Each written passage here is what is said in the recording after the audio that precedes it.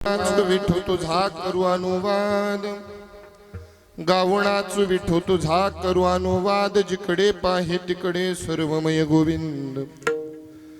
आनंद रे विठोबा झाला माझे मनी, देखिले लोचनी विटे सहित पाबुली. न करी तपसाधन रे मुक्तीचे सायास, न करी तपसाधन रे मुक्तीचे सायास, हाची जन्मोजन्मी गोड भक्तीचा रस.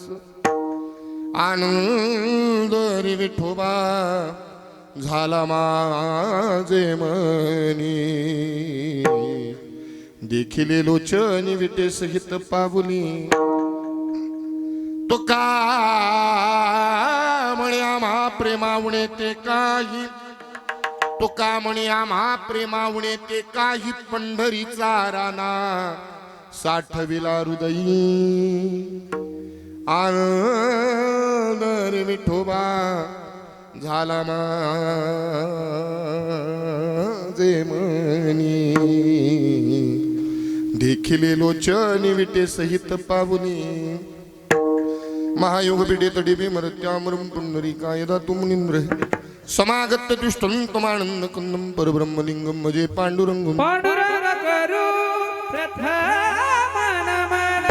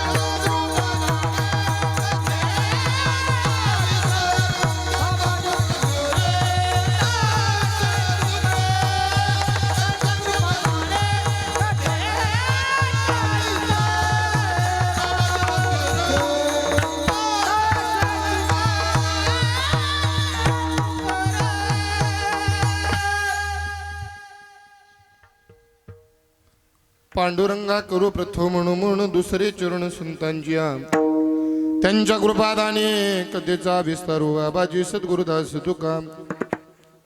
म्हणो जपं मारुत तुल्य वेगं जितेंद्रियं बुद्धिमतामरिष्टं, वातात्मजं वानरयोत्तमख्यं श्रीरामदूतं शरणं प्रपद्ये.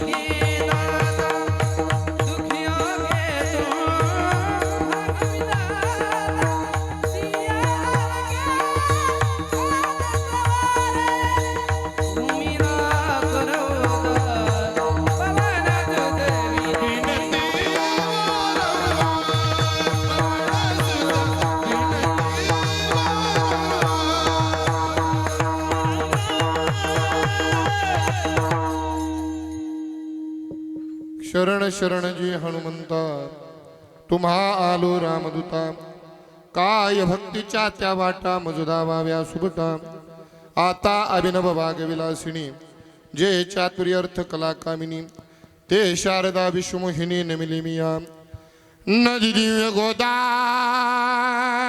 तटीचा विलासी सदा प्रिय जो सज्जना वैष्णवासी जया वर्णिता प्रेम अत्यंत चित्ता नमस्कार माझा श्री गुरु एकनाथा जोडो निया कर चरणी ठेवितो माथा ठेवितो माथा परिसावी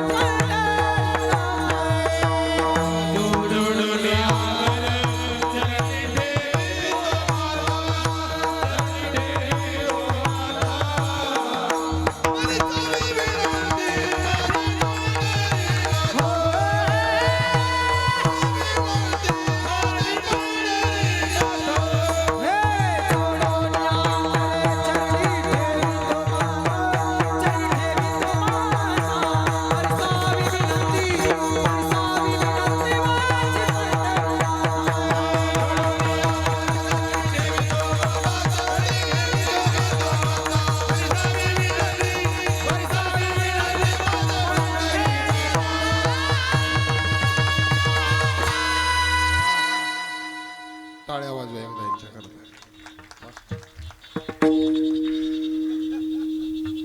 मस्तक माझा पायावरी वार करी संतांच्या संपाद्य ज्ञानंच विदाय भक्ती विलोकितो येण समाधी राजा वैराग्यवंतमस विचार युक्त नमामि जोगम शिरसा गुरुतम सेवे लागी सेवक झालो तुमच्या लागलो निज चरण अहो स्वामी तुकया देवा यावरी न करावा अविरू नमो ज्ञानेश्वरा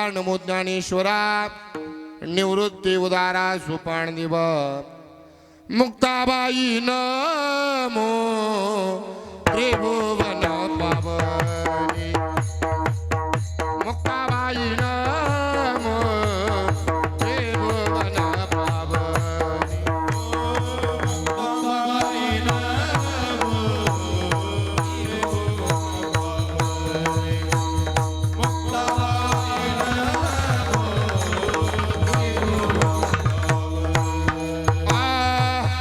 मुक्ताबाई नमो त्रिभुवन पावनी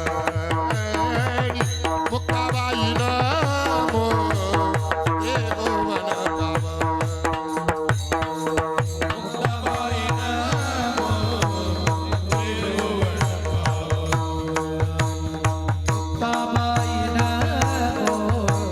त्रिभुवन आद्यत्रय जनानी देवाची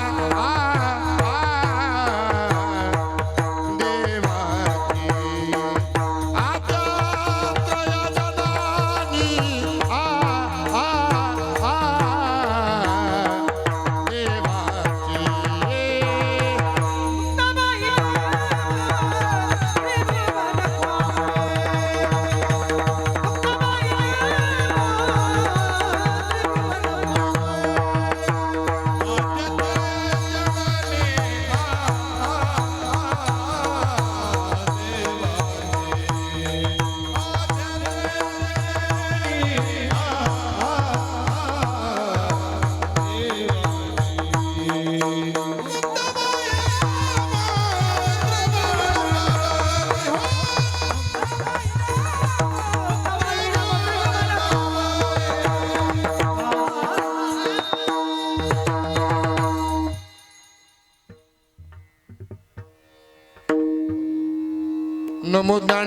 नमो ज्ञानेश्वरा निवृत्ती उदारा सुपर्णिम मुक्ताबाई नमो त्रिभुवन पावनी आद्यत्रय जरणी देवाचे विठ्ठल विठ्ठल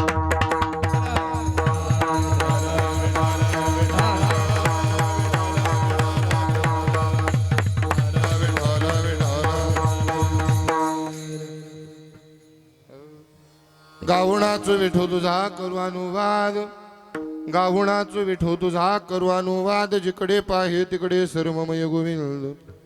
आनंद रे विठोबा झाला माझे मनी, देखिले लोचनी विटे सहित पाबुली. अखिल गुणनिधान करुणा वरुणाले भक्त वात्सल्य रुक्मिणीकांत रुक्मिणी प्राण संजीवन. पंढरपूर निवासी पांडुरंग परमात्म्याच्या चरण कमलावर साष्टांग प्रणिपात करून साधकांचे मायबाप योगियांची माऊली आळंदीत निवासी श्री माऊली महाविष्णू ज्ञानोबा राय यांच्या समाधीस्थ साष्टांग प्रणिपात करून शांती ब्रह्मनाथ बाबा यांच्या चरणावर नतमस्तक होऊन जगद्गुरु तुकोबाराय यांना वंदन करून स्वानंद सुखनिवासी सद्गुरु जोग महाराज यांच्या चरणावरती नतमस्तक होऊन तसेच आद्याचार्यांपासून आचार्यांपर्यंत असणारे संत महंत कीर्तनकार प्रवचनकार टाळकरी माळकरी आणि उपस्थित सर्व गावकरी तुम्हा सर्वांच्या चरणावर नतमस्तक होऊन आज या कीर्तन पुष्प सेवेला सुरुवात करण्यापूर्वी एकदा आदिलशाहीच्या छाताडावर बसला आपल्या स्वराज्य निर्माण करणाऱ्या आणि कृष्णा कोयना आणि या भीमा या त्रिवेणी संगमावर आपल्या देहाची आहुती देणाऱ्या धर्मवीर संभाजी राजांच्या चरणावरती नतमस्तक होतून कीर्तन पुष्प सेवेला सुरुवात करतो. विठ्ठल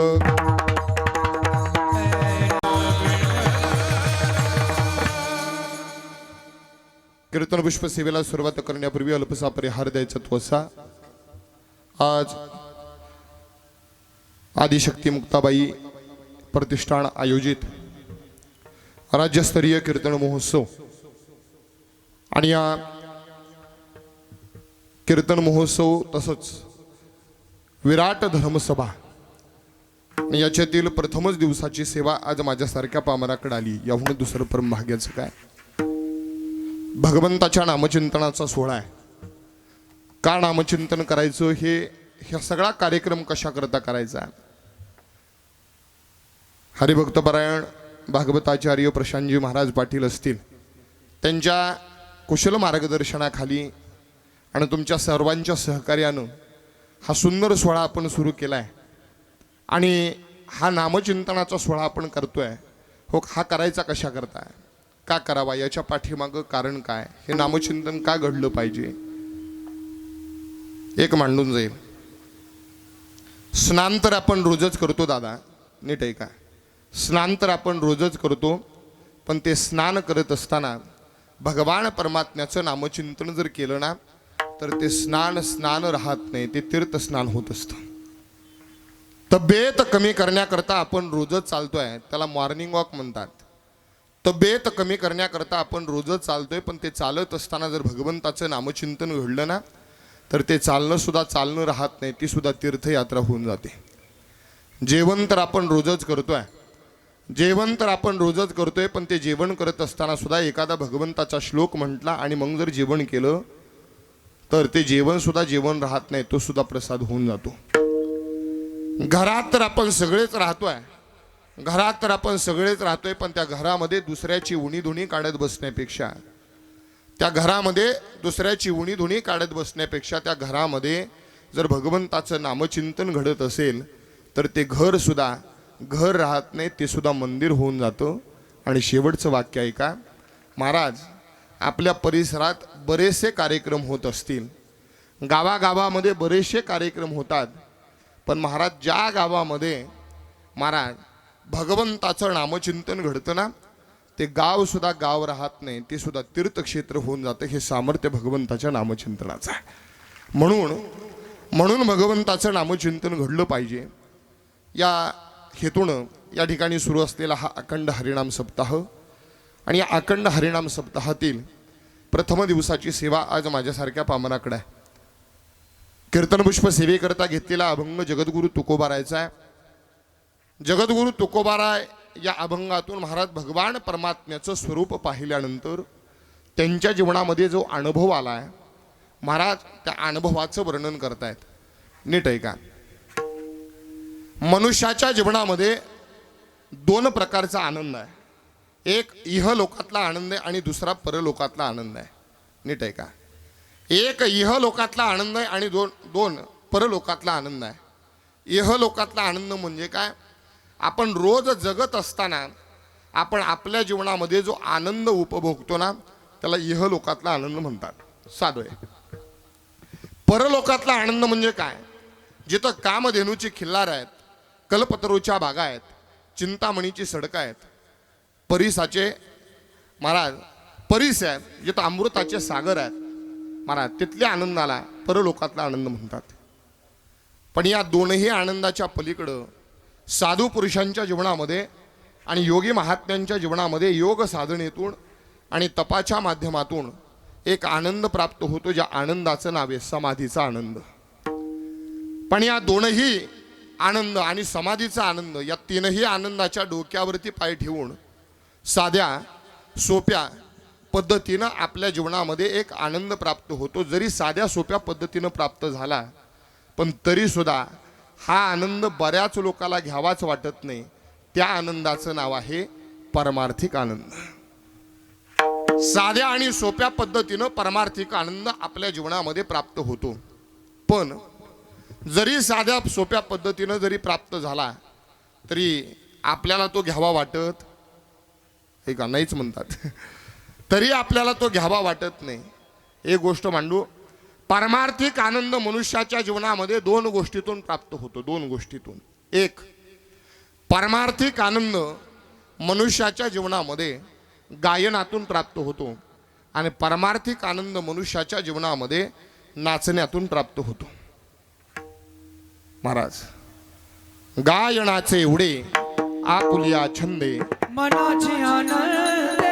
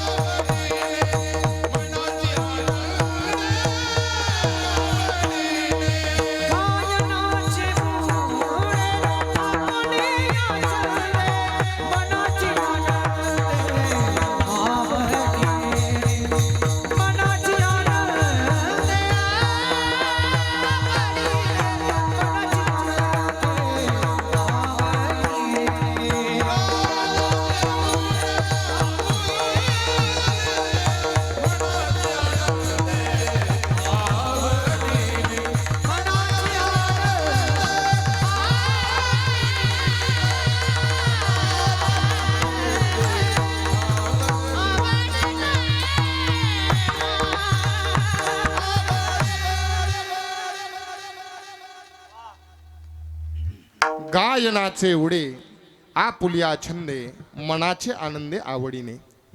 महाराज, गाण्यातून आणि नाचण्यातून मनुष्याच्या जीवनामध्ये परमार्थिक आनंद प्राप्त होतो.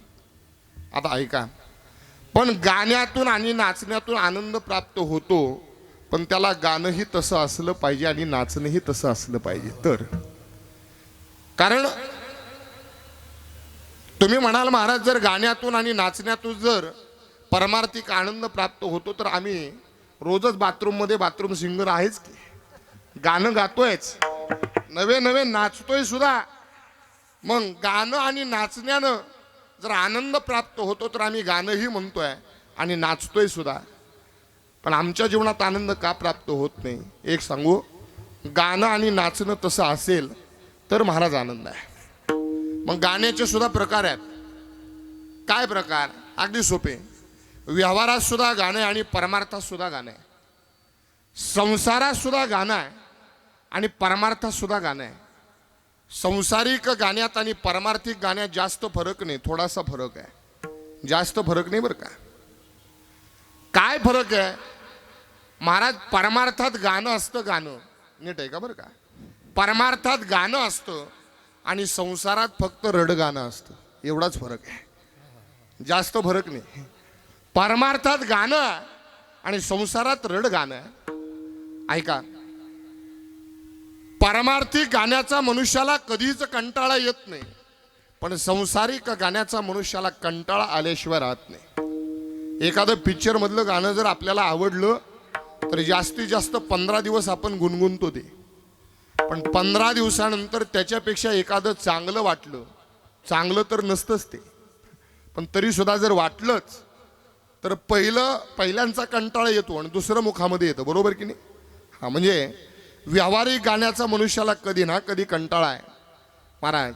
पण आमचं परमार्थिक गाणं कसं आहे का महाराज? 750 वर्ष झाली, पण 750 वर्षानंतर सुद्धा महाराज गावामध्ये आपल्या एखाद्या कॉलनीमध्ये एखादा कार्यक्रम सुरू होऊ द्या, म्हणजे हरिपाठ सुरू होऊ द्या, काकडा सुरू होऊ द्या, कीर्तन सुरू होऊ द्या, आणि फक्त कानावरती पडू द्या काय, रूप पाह तालोचनी सुख झाले ओ साजनी तो हा विठ्ठल बरोबर, तो हा विठ्ठल बरोबर. एवढी वर्ष झाली, एवढी वर्ष झाला, पण एवढ्या वर्षानंतर सुद्धा कधी पण कानावरती पडू द्या, महाराज ते आनंदानं डोलायला लावतं. ही ताकद परमार्थ. सुख गडगडे पाडू लागे, सुख गडगडे पाडू लागे,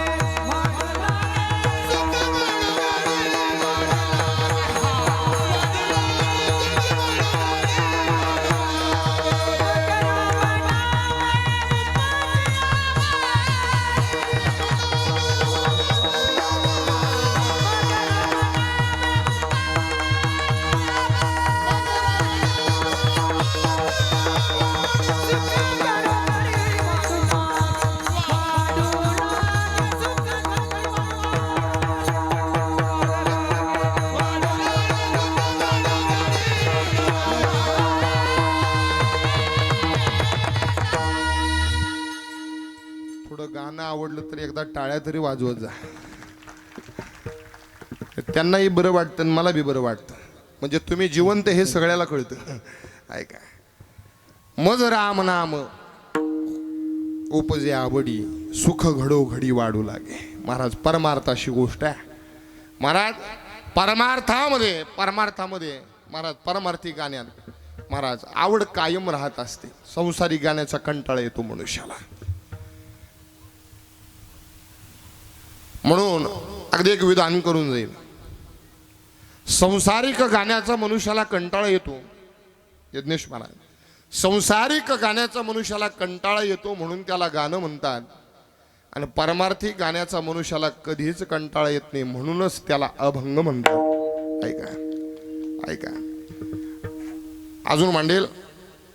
गाणं कसं असावं दादा, कसं असावं? आमचे गुरुवरे तात्या सांगतात, माणसाचं गाणं असं असावं की ते समाजाला आवडण्याकरता नसावं, देवाला आवडण्याकरता असावं. आमच्या गुरुवरे तात्यांचे अजून तात्या याच संबंधानं बोलतात. म्हणतात माणसाचं कीर्तन सुद्धा असंच असावं, ते समाजाला आवडण्याकरता नसावं, देवाला आवडण्याकरता असावं. पण आजकाल दादा आपण समाजाला काय आवडतो याचा विचार करतो, देवाला काय आवडतं याचा विचारच कोण करत नाही. देवाला काय आवडतं याचा जर विचार केला असता तर महाराज आज तरी कीर्तनकारा पुढे तरी विनोदाचार्य पदवी लावावी लागली नसते. ऐका, गाणं असं असावं दादा, ते समाजाला आवडण्याकरता नाही तर देवाला आवडण्याकरता असावं. एक उदाहरण मांडेल. अकबर बादशाहच्या काळामध्ये तानसेन नावाचा एक गवई होता. इतकं सुंदर गाणं होतं दादा. संध्याकाळ झाली ना की घराच्या बाहेर दगडाचे दिवे ठेवायचे आणि त्याच्यामध्ये नुसती वात आणि तेल टाकायचं. तर तानसेनं नुसता पटदीप राग गायला तर दिवे आपोआप पेटायचे. इतकं सुंदर गाणं होतं दादा. महाराज भर उन्हाळ्यामध्ये सुद्धा नुसता मेघ मल्हार राग गायला तर भर उन्हाळ्यात सुद्धा ढग जुळून यायचे आणि पाऊस पडायचा. यज्ञेश महाराज, यदा कदाचित आम्ही गायल्यानंतर आलेला निघून जाईल. ऐका, इतकं सुंदर गाणं होतं दादा, इतकं सुंदर. एक दिवस अकबर बादशाह तानसेनला म्हणतो, तानसेन अरे तुझं गाणं जर एवढं सुंदर आहे तर तुझ्या गुरुचं गाणं किती सुंदर असेल.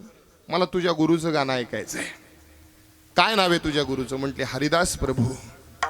कुठं असतात? म्हणले वृंदावनला. म्हणले मला तुझ्या गुरुचं गाणं ऐकायचंय. महाराज तानसेननं सांगितलं, बादशाह तुम्हाला जर गाणं ऐकायचं असेल तर तुमचा राजवेश उतरावा लागेल आणि साध्या मनुष्याचा वेश धारण करावा लागेल, कारण माझे गुरु कोणत्याही राजगादीला जुमानणारे नाहीत. महाराज साधूचं जीवन असंच असावं, कोणत्याही राजगादीला जुमानणारं नसावं. ऐका, कारण सद्गुरू जोग महाराजांचं कीर्तन महाराज छत्रपती शाहू महाराजांना ठेवलं होतं. त्यावेळी ठेवल्यानंतर कीर्तनाची वेळ 9 ते 11 होती. 9 वाजता बरोबर शाहू महाराजांना जोग महाराजांच्या गळ्यात विणा दिला. अगदी दिल्यानंतर अगदी कीर्तन करायला उभं राहायला गादी होती आणि शाहू महाराजांना स्वतःला बसायला गादी टाकली होती. ऐका, आणि 9:45 झाले तरी जोग महाराज कीर्तन सुरू करेना. काय झालं असावं, काहीतरी राहिलंय का म्हणून छत्रपती शाहू महाराज उठले आणि महाराजांना विचारतात, महाराज अहो कीर्तनाची वेळ 9 ते 11 आहे, 9:45 झाले पण तरी सुद्धा तुम्ही कीर्तन सुरू करत नाही, काय राहिलंय का? त्यावेळी जोग महाराजांना दिलेलं उत्तर आहे. जोग महाराज म्हणतात, कीर्तनाची मर्यादा आहे, कीर्तनाच्या गादीपेक्षा उच्च स्थानावरती बसायचं नसतं. जोपर्यंत तुमच्या खाली बसायला घेतलेली गादी काढत नाही ना तोपर्यंत कीर्तन सुरू होणार नाही. मला छत्रपती शाहू महाराजांना स्वतःच्या खाली बसायला घेतलेली गादी काढून ठेवली तेव्हा कीर्तन सुरू झाले, याला साधू म्हणतात.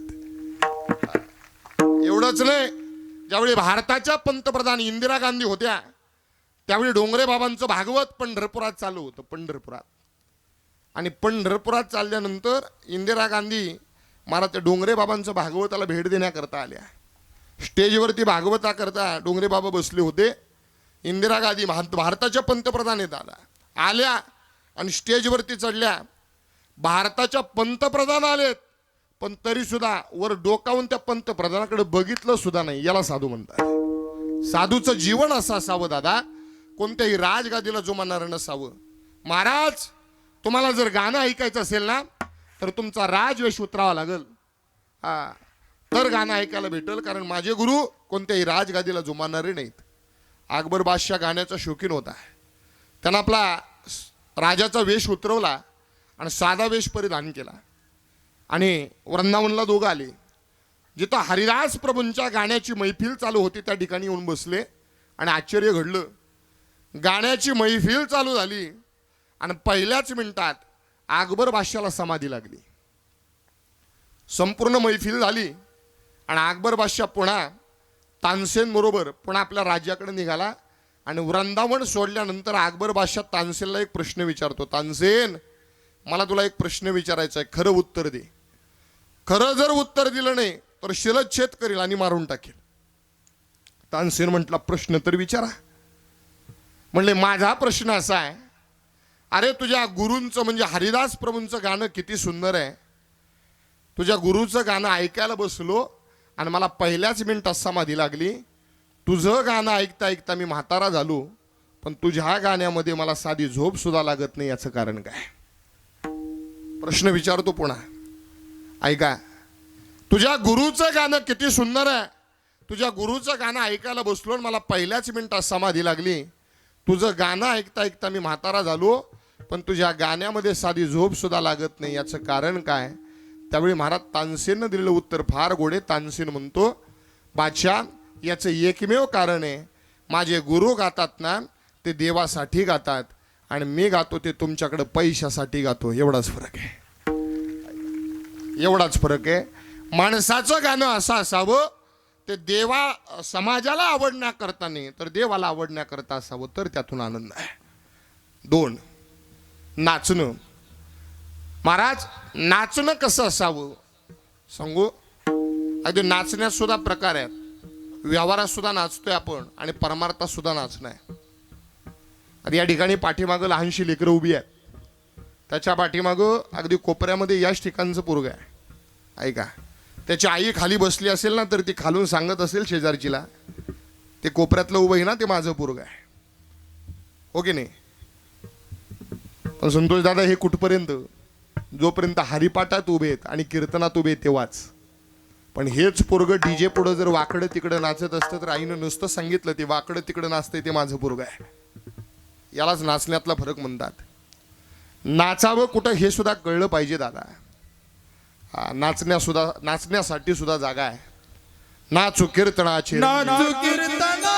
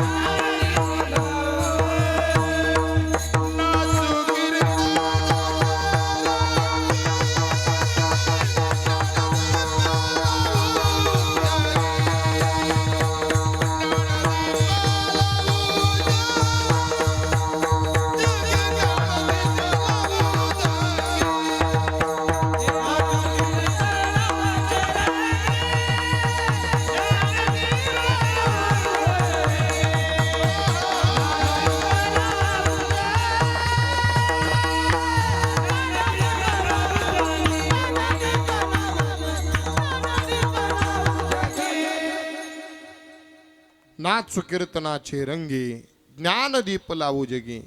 महाराज महाराज गाण्यातून आणि नाचण्यातून परमार्थिक आनंद आहे, पण कधी ज्यावेळी गाणं आणि नाचण्यामध्ये 3 गोष्टी असतील तर, या 3 गोष्टी असतील तर गाण्याला आणि नाचण्याला किंमत आहे. या 3 गोष्टीच्या व्यतिरिक्त जर गाणं आणि नाचणं असेल तरी सुद्धा त्याला किंमत नाही. कोणत्या 3 गोष्टी? लावणी मृदंग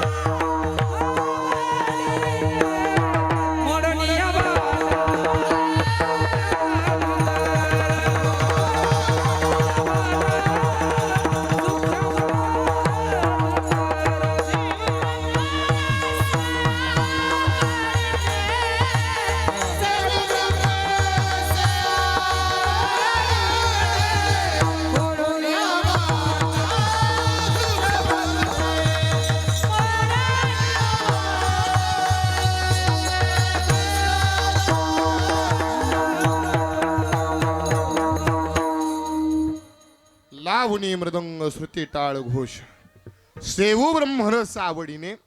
महाराज गाण्याला आणि नाचण्याला सुद्धा महाराज कधी किंमत आहे? महाराज जेव्हा यामध्ये 3 गोष्टी असतील, एक मृदंग, दुसरं विणा श्रुती आणि तिसरं म्हणजे टाळ. या 3 गोष्टी असतील तर गाण्याला आणि नाचण्याला, या 3 गोष्टीच्या सोबत जर असेल तर परमार्थिक आनंद आहे. महाराज या 3 गोष्टीच्या व्यतिरिक्त जर गाणं आणि नाचणं असेल तर त्याला परमार्थिक गाणं आणि नाचणं म्हणू नये. ऐका, पहिलं वाद्य सांगितलं ते म्हणजे मृदंग आहे. आता वाद्याचे 3 प्रकार आहेत. एक रजोगुणी, दुसरं तमोगुणी आणि तिसरं सत्वगुणी वाद्य. रजोगुणी वाद्य म्हणजे कोणतं? जे भजनामध्ये वाजलं जातं ते तबला, त्याला राजस्वाद्य म्हणावं. तामसी वाद्य म्हणजे कोणतं? जे यात्रेमध्ये वाजलं जातं ते. तुमच्याकडे नाही प्रकार आहे, आमच्या साताऱ्याकडे या, ढोलकी म्हणतात त्याला. जे तामसी वाद्य आहे. आणि सात्विक वाद्य म्हणजे कोणतं? ऐका, सात्विक वाद्याची व्याख्या सांगतो थोडी माझ्या बुद्धी पद्धतीनं. जे वाद्य वाजल्यानंतर वाजलंय असं वाटत नाही, ते आपल्याशी काहीतरी बोलते असं वाटतं, ते वाद्य म्हणजे मृदंग. साधं वाद्य नाही दादा. या मृदंग वाद्याची ताकद किती आहे? किती ताकद आहे महाराज. कीर्तनाची काही मर्यादा आहे. कीर्तनामध्ये काहीच खायचं नसतं, पण या अख्ख्या कीर्तनात कणी खात असते, त्याला सगळं चालतंय. दुसरं, अगदी किती गारटा पडला ना तरी कीर्तनाला येताना अंगावर घेऊन बसायचं म्हणतं तर आपल्याला लाज वाटते, पण या अख्ख्या कीर्तनात पांघरून घेतल्याशिवाय बसत नाही. तिसरं, महाराज याचं तोंड कसं पहा. तोंडाचा कलर कसा आहे? काळा आहे. पण गंमत सांगू का चंदू महाराज, तोंडाचा कलर काळा आहे पण काळं तोंड आहे, पण पावडर शिवाय राहत नाही. मी याच तोंडाचं सांगतोय, बाकी तोंडाने विचार करू नका. ऐका, काळं तोंड आहे पण पावडर शिवाय राहत नाही. किती ताकद आहे मृदंग वाद्याची. महाराज या वाद्याची एवढी ताकद आहे, या वाद्यानं भल्या भल्याला नाचायला भाग पाडलंय. नवे दादा, या वाद्याची एवढी ताकद आहे. महाराज पूर्वी राजघराण्यामध्ये राजाला कधी जर गायन ऐकावं वाटलं तर गाणारे कलाकार असायचे. राजाला कधी वादन ऐकावं वाटलं तर सगळे वाद्य वाजवणारे कलाकार असायचे. राजाला कधी नाच बघावा वाटला तर नाचणारे कलाकार असायचे महाराज. आणि त्या सगळ्या कलाकारांना राजघराण्यातून मानधन दिलं जायचं. आणि म्हणूनच मला वाटते त्यावेळेच्या कलाकाराला कधी मानधन ठरवावं लागत नव्हतं, कारण राजघराण्यातून दिलं जायचं. एक दिवस राजाला मृदंग ऐकावा वाटला. राजानं प्रधानजीला बोलवलं, सांगितलं एक काम करा, आपल्या राज्यामध्ये खोदू सिंग नावाचा एक मृदंग वादक आहे, त्याला बोलवून आणा, मला मृदंग ऐकावा वाटलाय. प्रधानजी खोदू सिंगाजवळ आले, म्हणले राजाला मृदंग ऐकावा वाटलाय, तुम्हाला वाजवायला बोलवलंय. खोदू सिंगानं सांगावं, राजाला लाख ऐकावा वाटला असेल पण माझा वाजवायचा मूड नाही, मी वाजवणार नाही. म्हणले अरे राज आज्ञा मोडली तर राजा शिक्षा करेल, एक वेळ शिक्षा पत्करेल, पण मूड नसताना मृदंग वाजवणार नाही. प्रधानजी पुन्हा राजाजवळ आला, झालेला वृत्तांत सांगितला. राजाला राग आला. राजाने सांगितलं एक काम करा, त्या खोदू सिंगाला ओढत राज दरबारात आणा. राज दरबारात आणलं, समोर उभं केलं. प्रधानजीला सांगितलं पुन्हा विचारा. राजाच्या समोर प्रधानजीनं विचारलं, राजाला मृदंग ऐकावा वाटलाय, तुम्हाला वाजवायला सांगितले. त्यानं सांगावं, मी मागाशी सांगितलंय राजाला लाख ऐकावा वाटला असेल पण माझा वाजवायचा मूड नाही, मी वाजवणार नाही. अरे राज आज्ञा मोडली तर राजा, या राजाचा नियम आहे, राजा मृत्यूदंडाची शिक्षा देतो, एक वेळ मरण पत्करेल पण मूड नसताना मृदंग वाजवणार नाही. ऐका महाराज, राजाला राग आला. राजाने सांगितलं एक काम करा, त्या खोदू सिंगाला मृत्यूदंडाची शिक्षा द्या. काय द्यायची शिक्षा? उन्मत्त झालेल्या हत्तीच्या पायाखाली त्याला देऊन टाका. प्रधानजीनं त्या खोदू सिंगाला घेतलं आणि जिथं उन्मत्त झालेला हत्ती होता तिथं आणलं.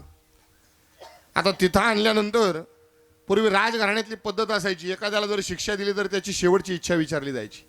राजानं प्रधानजीला बोलवलं, सांगितलं त्या खोदू सिंगाला त्याची शेवटची इच्छा विचारा. महाराज तो प्रधान खोदू सिंगाजवळ आला आणि म्हटलं, तू आता मरणार आहेस, तुला हत्तीच्या पायाखाली देणार आहे, तुला मृत्यूदंडाची शिक्षा दिली आहे, आता सांग जाता जाता तुझी शेवटची इच्छा काय तेवढं सांग. त्या खोदू सिंगानं सांगितलं, ज्या कलेकरता मी मरण पत्करलं ना, तो मृदंग एकदा शेवटचा वाजवा वाटतो. तो म्हणला, लेका मगाशी वाजव म्हटलं तर म्हणला मूड नाही. म्हणला मगाशी मूड नव्हता, आता मूड झालाय, घेऊन या. मृदंग आणला, सुंदर लावला, आणि त्या मृदंगामध्ये महाराज एक गजजंपा नावाचा ताल आहे महाराज. आणि खऱ्या अर्थानं अगदी मी एक अभिमानानं गोष्ट सांगेल बरं का, जो गजजंपा नावाचा ताल लोप पावला होता, पण तो आता पुन्हा उदयाला आमच्या यज्ञेश महाराजांच्या गुरुजीनं म्हणजे कृष्णा महाराजांनीच आणला. ऐका महाराज, आता आळंदीमध्ये त्यांचा सोलो झाला मला वाटतं त्याच्यावरतीच, आणि यज्ञेश महाराजांनी बी त्याच्यावरती सोलो केलाय. त्यांनीच आता महाराज हा गजजंपा नावाचा ताल वाजवला, ज्या तालाला आता असं म्हणतात मला वाटते गजताल. महाराज मला काही एवढं येत नाही, पण ती मी वाचलं तेवढं सांगतोय. ऐका, मग तो गजजंपा नावाचा ताल महाराज त्या मृदंगावरती वाजवायला सुरुवात केली. हिगडून उन्मत्त झालेला हत्ती सोडून दिला. आता उन्मत्त झालेला हत्ती सोडून दिल्यानंतर महाराज तो हत्ती महाराज त्या खोदू सिंगाच्या दिशेनं आला, आणि आल्यानंतर त्या मृदंगाजवळ आला, आणि त्या मृदंगाचा आवाज जसा कानावरती पडला ना, तसं आपली सोड त्या मृदंगावरती ठेवली आणि आनंदानं नाचायला लागला. ही ताकद मृदंग वाद्याची, मृदंग वाद्याची ताकद आहे दादा. मला एकच मांडायचं बरं का, मृदंग वाद्यामध्ये एवढी ताकद आहे की उन्मत्त झालेल्या हत्तीला सुद्धा डोलाला लावण्याची ताकद या मृदंग वाद्यात आहे. पण दुर्दैव आहे बाबा, आमच्या गावाकडं कधी जर कुठं आला ना तुम्ही गावाकडं, या मृदंगाचा आवाज काय काय जातींच्या कानावरती पडला तर पोलीस स्टेशनला जाऊन तक्रार करतात, यानं त्रास होतो म्हणून. आमच्या गुरुवारी बंडाचा त्या सांगतात, ज्याला या आवाजानं त्रास होतो ना, ते नक्कीच उन्मत्त झालेल्या हत्तीपेक्षा वेगळ्याच जातीचं असावं. विठ्ठल विठ्ठल.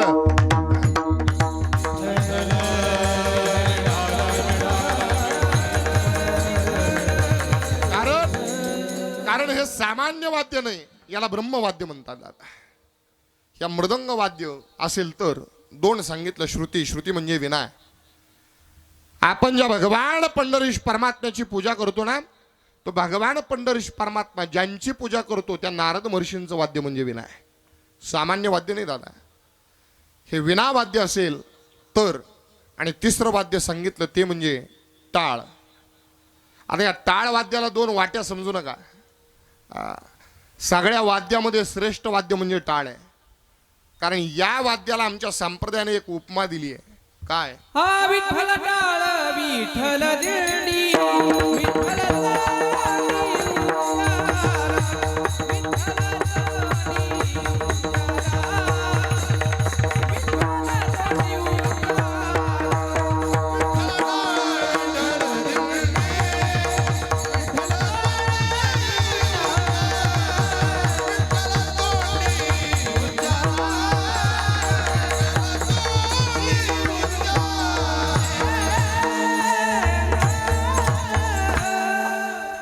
विठ्ठल टाळ विठ्ठल दिंडी विठ्ठल तोंडी उच्चारा. म्हणजे या टाळाला आमच्या संप्रदायाने विठ्ठल म्हटलेले. विठ्ठल ऐका.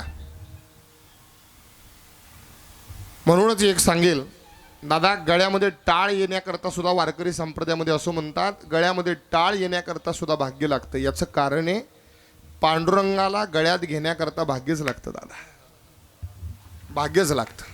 ऐका, कुणाच्याही गळ्यामध्ये टाळ येत नसतो दादा. घरामध्ये एक टाळकरी जन्माला येण्याकरता सुद्धा भाग्य लागतं. याचं कारण आहे पांडुरंगाला गळ्यात घेण्याकरता भाग्यच लागतं. महाराज, साक्षात विठ्ठल म्हणजे टाळ आहे दादा. या टाळातून एक नाद निघतो, नाद, ज्या नादाचं नाव आहे अनाहत नाद. जो अनाहत नाद जर कधी ऐकावा वाटला तर असं म्हणतात की या सृष्टीवरचे सगळे ऋषी एकत्र करायचे, कोट्यावधी वर्ष तपश्चर्या करायची, आणि कोट्यावधी वर्ष तपश्चर्या केल्यानंतर फक्त एकदाच ऐकायला येतो. नीट ऐका. सृष्टीवरचे सगळे ऋषी एकत्र करून कोट्यावधी वर्ष तपश्चर्या केल्यानंतर जो अनाहत नाद एकदाच ऐकायला येतो ना, तो नाद आमच्या वारकरी संप्रदायाचा एकदा टाळ वाजल्यावर तयार होतो. हे सामर्थ्य टाळ वाद्याचं आहे, साधं वाद्य नाही दादा. ही तीन वाद्य ज्यावेळी एकत्रित येतात ना, त्यावेळी जो आनंद निर्माण होतो त्या आनंदाचं नाव आहे परमार्थिक आनंद. तुकोबारा म्हणतात तो परमार्थिक आनंद माझ्या जीवनामध्ये प्राप्त झाला आणि माझ्या जीवनामध्ये एक अनुभव आला. काय? अभंगाचं पहिलं चरण. गावनाच विठो तुझं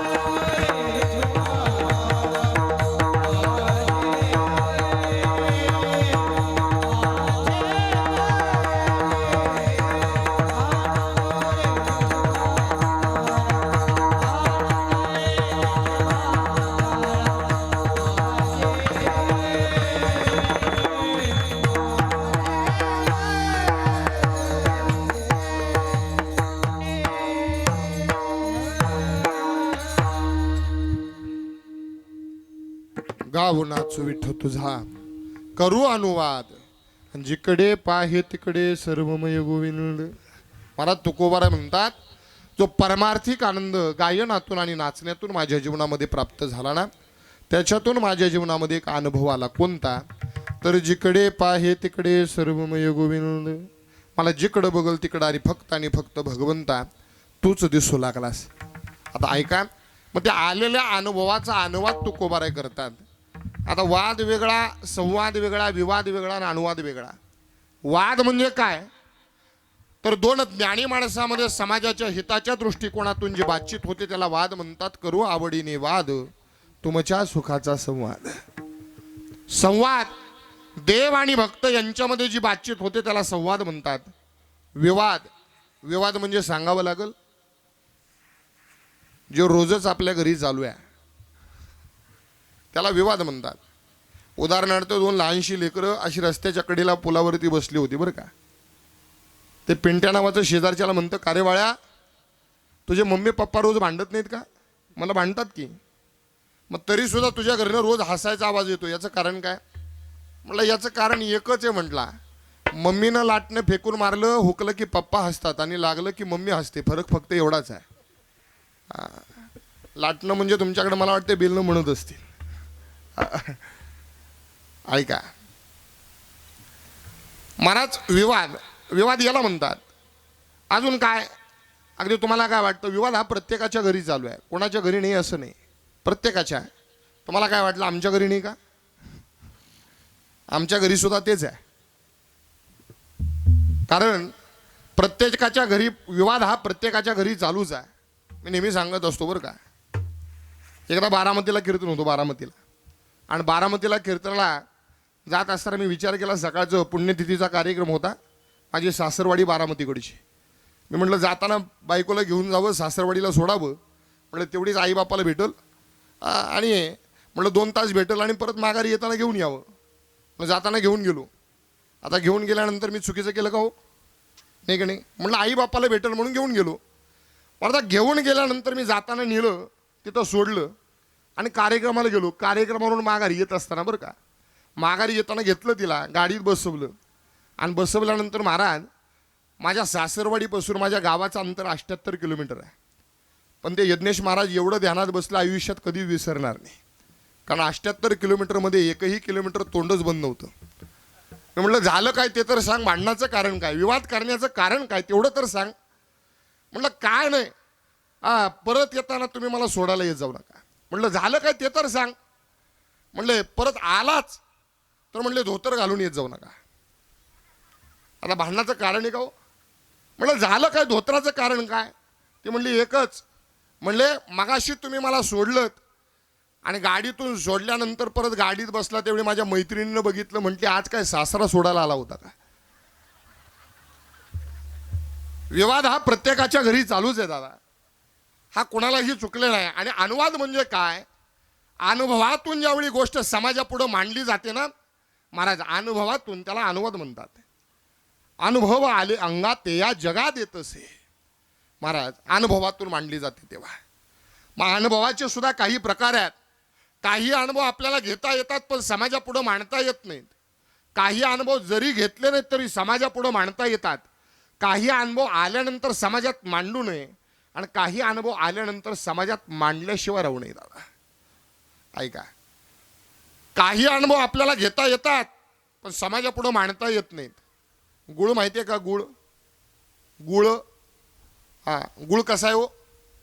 गोड, पण किती गोड?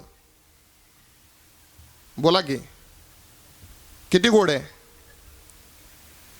गुळ गोड आहे हा आपला अनुभव आहे, पण किती गोड आहे हे आपल्याला समाजापुढे मांडता येत नाही. काही अनुभव गुळासारखे दादा, जे घेता येतात पण समाजापुढे मांडता येत नाही. काही अनुभव जरी घेतले नाही तरी समाजापुढे मांडता येतात.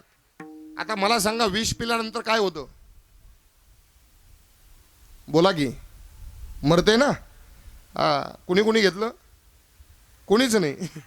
विष कुणीच घेतलेलं नाही. पण हा विषाचा अनुभव जरी घेतला नसेल तर अगदी लहान ज्या पोराला जरी विचारलं ना काय होतं रे, तो म्हणतो मरतं. म्हणजे विषाचा अनुभव असा आहे, काही अनुभव विषासारखे आहेत, ते जरी घेतले नाही तरी समाजापुढे मांडता येतात. ऐका, त्या पुढे जाऊन सांगतो. काही अनुभव आल्यानंतर समाजात मांडू नये. संसारिक अनुभव आल्यानंतर समाजात मांडू नये. आणि काही अनुभव आल्यानंतर समाजात मांडल्याशिवाय राहू नये. तो म्हणजे परमार्थिक अनुभव आहे. पारमार्थिक अनुभव आला ना तर तो समाजात मांडल्याशिवाय राहू नये. मी या उलट थोडंसं बोलेल. पारमार्थिक अनुभव आल्यानंतर आपण कितीही लपवण्याचा प्रयत्न केला तरी तो लपून राहत नाही, समाजापुढे उघड होत असतो. म्हणूनच त्याला परमार्थिक अनुभव म्हणतात. ऐका, समाजापुढे उघड होतो. मग तुकोबाराच्या जीवनात आलेला अनुभव आहे काय, तर जिकडे पाहे तिकडे सर्वमय गोविंद. मला जिकडे बघल तिकडे फक्त आणि फक्त भगवंता तूच दिसू लागला. त्यामुळे माझ्या जीवनात झालं काय, तर माझ्या जीवनात एकच गोष्ट प्राप्त झाली. काय, तो म्हणजे आनंद. आनंद यानाम सुख. सुख प्राप्त झालं. आता मनुष्याच्या जीवनामध्ये आपण सुखी नाही तर आपण दुःखी आहोत. बरोबर ना? आपल्या जीवनामध्ये आपण दुःखी आहोत. दुःखी का आहोत, तर मनुष्याच्या जीवनामध्ये सुखी होण्याकरता लागतं तरी काय. शास्त्र असं सांगतं, मनुष्याच्या जीवनामध्ये सुखी होण्याकरता फक्त 5 गोष्टीची गरज आहे. एक अन्न, दुसरं वस्त्र, तिसरं निवारा, चौथं मान आणि 5वं धन. अन्न, वस्त्र, निवारा, मान आणि धन या 5 गोष्टीची गरज आहे. ऐका आता, मग आपल्या जीवनामध्ये अन्न पुरेसं नाही का हो? बोला, नाही का? अन्न आपल्याला पुरेसं नाही का? आहे ना? अगदी 2 वर्षाच्या पाठीमागं, 2-3 वर्षाच्या पाठीमागं कोरोना आला होता. त्यावेळी सगळ्याचे धंदे बंद होते, सगळे घरी होते. पण तरीसुद्धा अन्ना वाचून कोणी मेलं का? नाही मेलं. बरं, अजून विचारतो, बाबा तुमचं वय किती? बोला की, वय किती? हां, चष्मा घातलेले बाबा, वय किती? वय 74.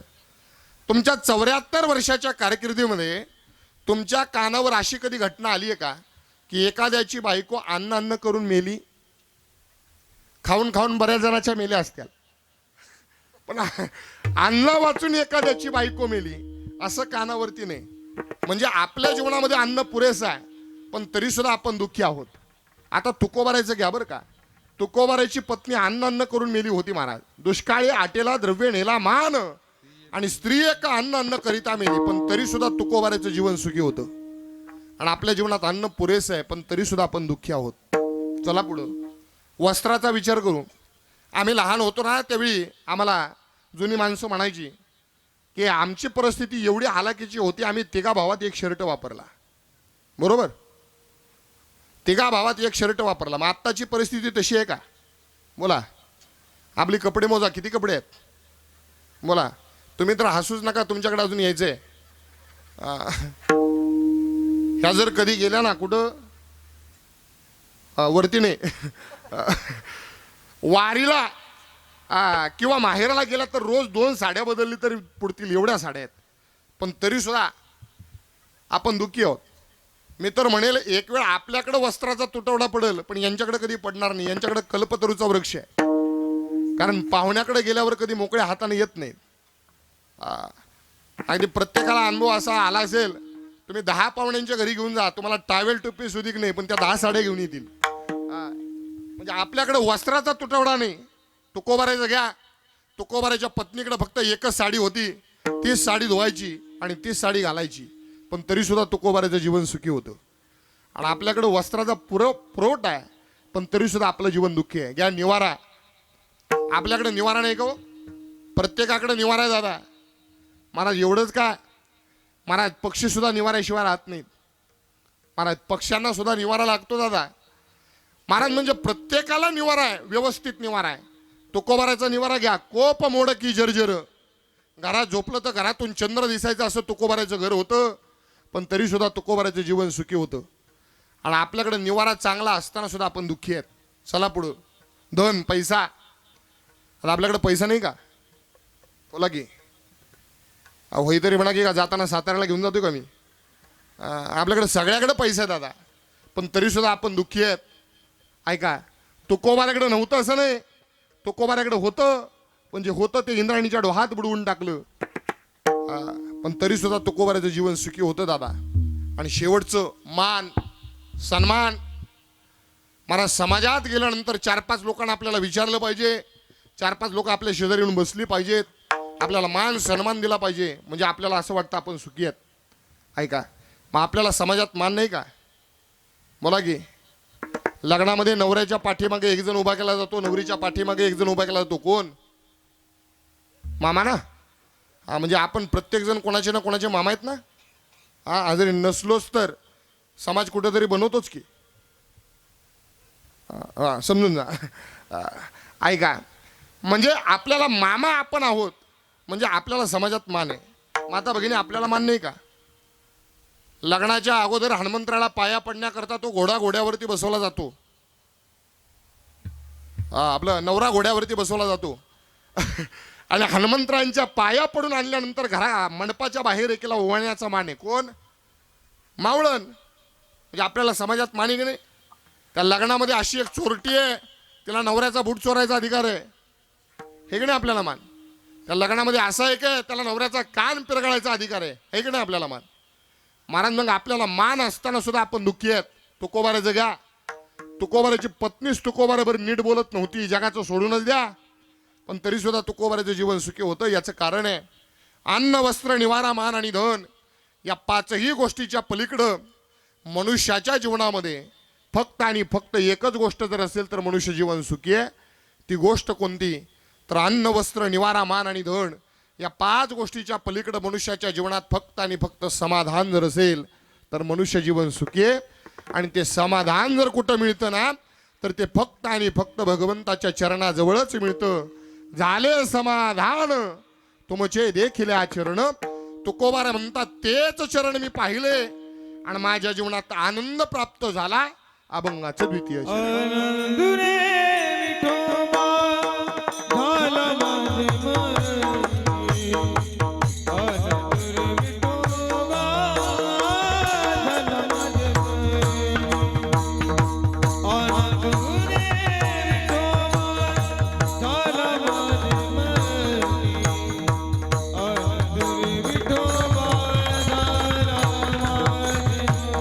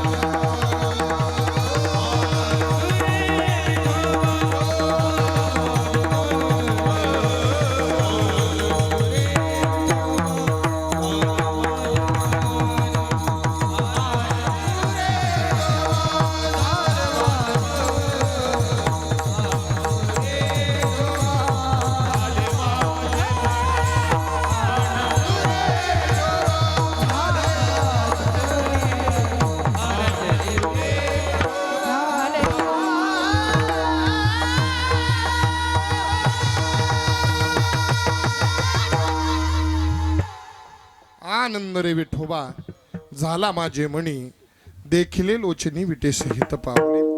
तुकोबारा म्हणतात देवा तुझे चरण पाहिले आणि माझ्या जीवनात आनंद प्राप्त झाला. पण या द्वितीय चरणाच्या उत्तरार्धात गंमत आहे.